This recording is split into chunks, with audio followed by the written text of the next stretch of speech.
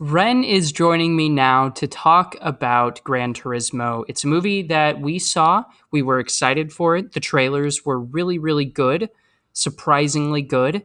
And now we're here to talk about it.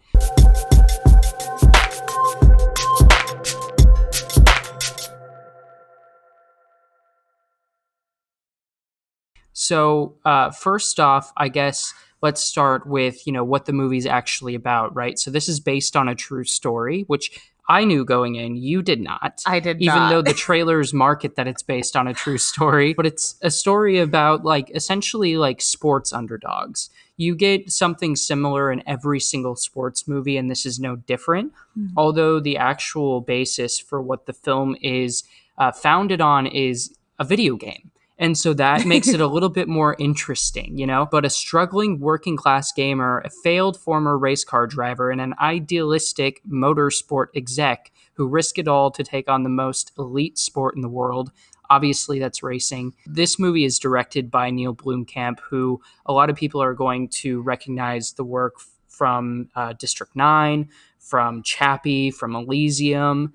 And then, our hopeful wishes for an Aliens movie from Neil Blomkamp that kind of went to the wayside. Overall, I guess your initial reaction to the film, you liked it, obviously. What specifically about the movie did you like? As I'm thinking about the experience that I had watching the movie, I think it was a lot of and I've noticed this more that I've started to enjoy, especially in my first based on a true story when we watched the Silent Twins, the color grading. The color grading specifically when he's playing Gran Turismo, it just completely changes. And the different color grading we get when they're racing, in the training, all of it. It's just it feels so intentional. I think it's very much in style of Blomkamp. Obviously, Blomkamp was not the cinematographer here. It was Jacques Jorfret, I think is how you say that name. And even though it was a different cinematographer, it still felt very in line with his past work. The part of the movie that lost me the most was probably the Nissan executive played by Orlando Bloom in this movie. So we can talk about the cast a little bit before we dive into that. So David Harbour, who's playing Jack Salter, he's like the Chief engineer. the engineer Yeah. that they need in order to make sure that these video game drivers don't end up dying on the track.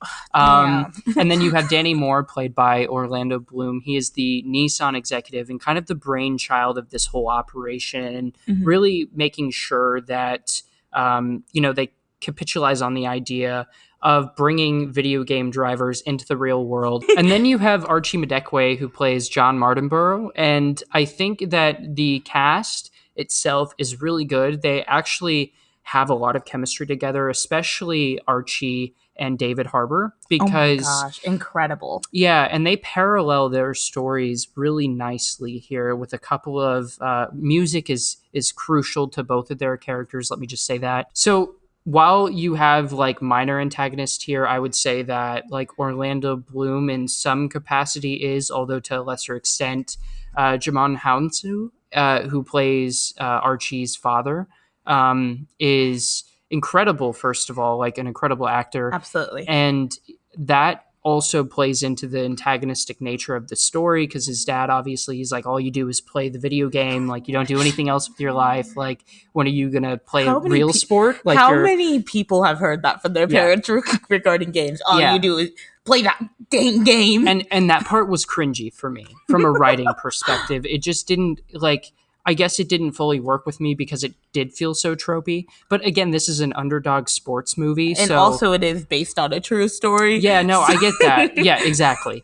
And but then you have the Kappa, who is the antagonist on the track itself. There's so many different people that get to be an antagonist. It's his dad, and it's his friend, and it's this person, and it's his brother, and it's pick a problem. Yes, those I would argue are even Kappa, who does a lot of damage on the track itself. Yeah, he does. Is to a lesser extent an antagonist. A lot of it again comes from that fear of just overcoming, especially when you're talking about Jack Stalter, who was a failed racer basically, and now has to try and train this video game noob to like do good on the track. And like, so that's the heart of the movie. It doesn't really center around, good versus evil type thing. Yeah. So even him, Kappa, is still kind of like a minor. Well, and it just like I feel like that's it's like a social antagonist. Like it's a social construct Yeah. that he's overcoming by being a sim racer versus an actually like trained racer. Yeah. And the fact that he doesn't have the money to have like started on the tracks and stuff like that, and he started with sim racing. It's like a lot of like how society is like perceiving him, and they're like, they can't do that, they don't have the real experience, like just disaccrediting. And Yeah. it's constantly like trying to validate himself and prove that like he can do this and he has the skills. On another hand, though, like this film is able to handle all the tropes and not overblow it to a point where it becomes corny or cringy. Yeah. They're just kind of like, you sigh a little bit under your breath at what they're doing. But again, it's based on, true events. So how much of that is actually true compared to what we get in the cinematic version? I'd be curious to find out. Oh, maybe a certain podcast should talk about it. Maybe a certain based on a true story. Who knows? I think it was a movie that was aiming to just be good. In the year of the biopic, that is. We have, the Hot Cheetos movie, which I think is not entirely accurate. I think I remember reading that was kind of fabricated. You have the BlackBerry biopic. You have the Air Jordan biopic. You have this now. Like, so we're just getting like Oppie. Yeah, we're just getting bombarded with Barbie. biopics. But you know what? Most of these biopics have been well received. People are still talking about the BlackBerry biopic, which I haven't seen. What and is that? They're saying it's Is that like the phones? Yeah, the Blackberries. And all of them are being received mostly positive, which is really strange because usually there's, like, I remember when Blonde came out, the Marilyn Monroe, and everyone was freaking out about that. And it just feels like this round of biopics in this season have been tastefully done. And this is no exception to that. Yeah, it's been, I guess, now that you say that, Barbie was my favorite biopic. It's fantastic. Based off of the real girl Barbie. The real stereotypical Barbie. Barbie. If this movie was not based on a true story and you could change anything, one thing though, one thing in this movie, what are you changing? That's a good question. I think I'm changing the writing of the father a little bit. Okay. I think I'm going to make it a little bit more subtle than explicitly saying you're a stupid video game, like blah blah blah. Like I hate all that. There can be so much that's said without having. They do a thing in this movie where they're kind of tracing the house, right? They're giving you an outline of like the home, so you see the metals and the pictures of the. Yeah. And there's a way to subtly inject that kind of that pessimism maybe that his father has with his lifestyle choices without him having to say it. You lean into the subtleties a little bit more and you damper down some of the tropey dialogue. This is almost a perfect 10 for 10 movie for me. It is at a high 8.7. But if I had to change one thing, it probably would be the dynamic that he had with like the racers.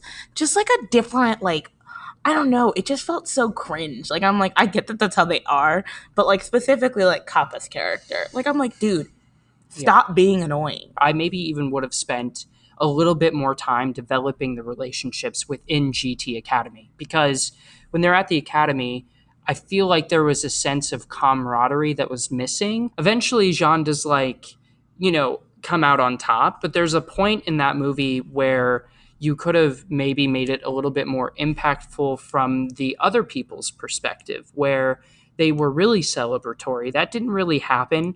So then when we get to, the final act of the movie, when they do have to kind of band together again, it kind of loses that camaraderie feeling. Yeah. I think of something like Top Gun Maverick. It's going to sound basic, but it's just on the top of my mind at all points. Absolutely. And I feel like that truly did build that connection between those people. I mean, yeah, they were competing to see who was the best, at some point. Absolutely. But like at the end of the day, when push came to shove, they were there for each other 100%, and it was fully believable. And here, I don't know that it was. But you also have to think, and like just playing the devil's advocate, you also are like a military air force So you're automatically Yeah. on the same team. It's not a single person sport. Yeah, and these people are like, gaming Yeah, competitively. it's like you're competitive Yeah. gamers. They're the top 10 gamers in the entire world. What is your final ranking for this movie? This is tough. I land somewhere between a 7 and an 8. I don't know. Some days, like after I saw it initially, I was at a 7. A couple of days later, I was at an 8. And now I might be back down to 7.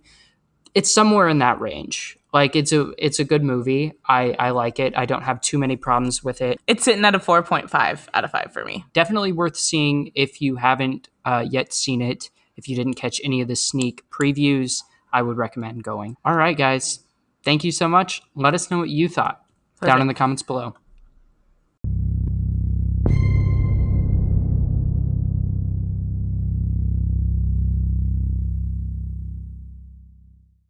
Yeah. Fun fact, this is the third time that we've recorded this. We've had some audio issues. The demon possessed the computer for a minute. It's wild, actually. No, it definitely did. It went like